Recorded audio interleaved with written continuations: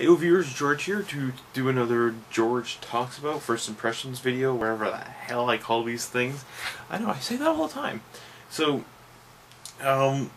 there's absolutely no reason why I'm filming from here other than I like the little shadow. Actually, that's not even it at all. Just new scenery, I guess.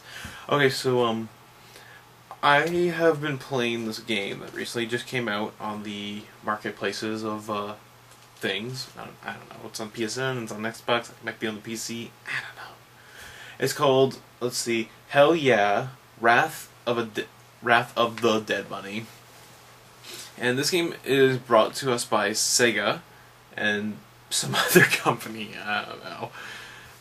But Sega's name was all over it, so that's all that matters, I guess. And it's a really interesting game. Sorry about the shadow here. I'll just do like this.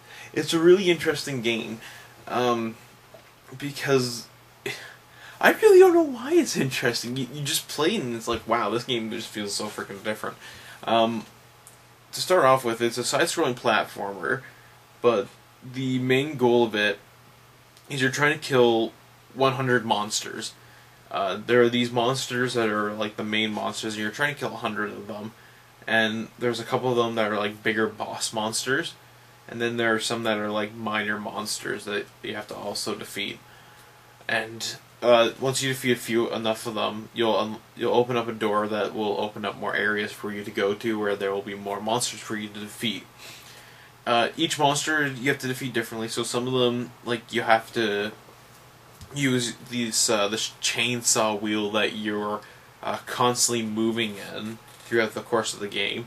Some of them you'll have to use projectiles and what have you, and some of them you have to be a little more strategical about how you go about it, like or skillful, I should say, rather than strategicful.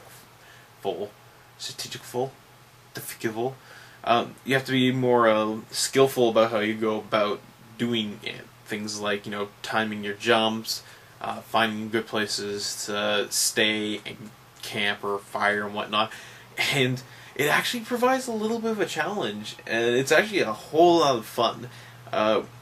That's what surprised me, is how it's not so much of a running gun game as it is like a skillful side-scrolling shooter sort of thing.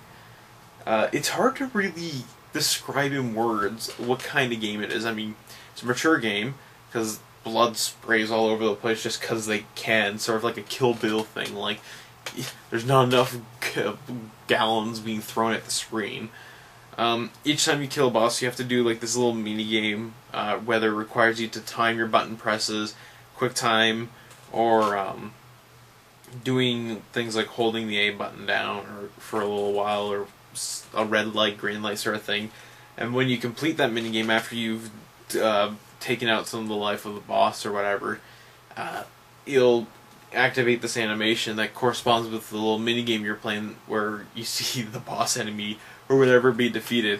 And it's just humorous to see what they do. I mean, they tackle quite a few like game tropes, especially considering it's Sega. They make fun of, like, you know, their series like Sonic, and they make fun of like Space Invaders in there a little bit, and it's a fun game, and it just seems like they're like, yeah, let's just have fun with this.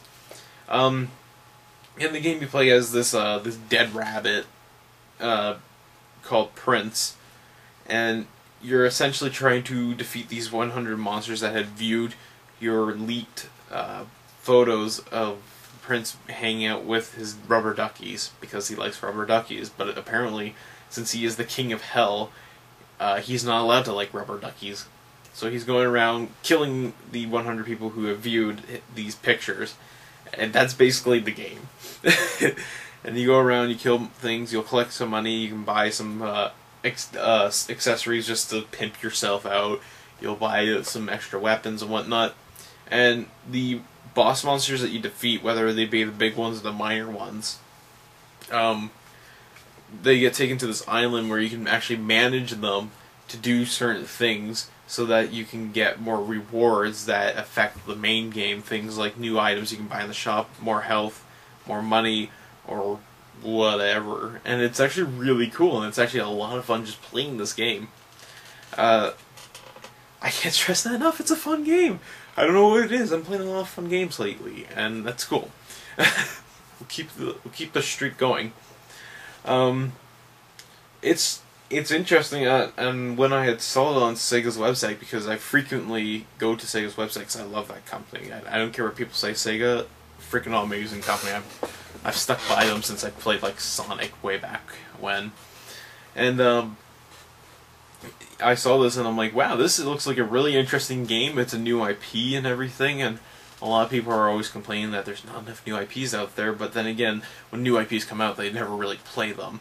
So I tried this one and I was thrilled, and I was so enjoyed by playing this. What might deter people is this is a single player experience only.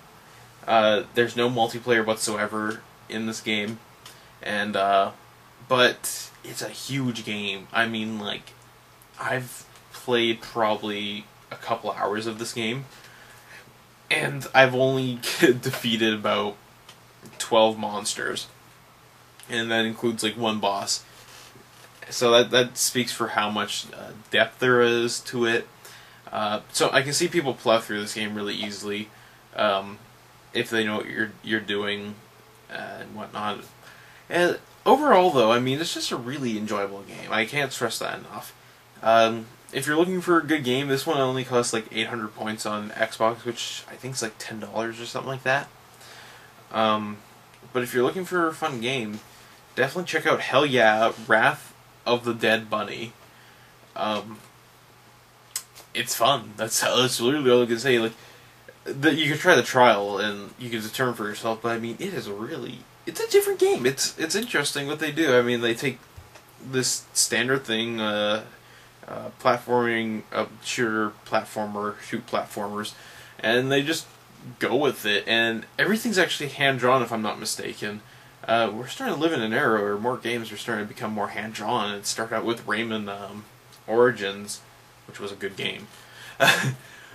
By the way, that's another good game.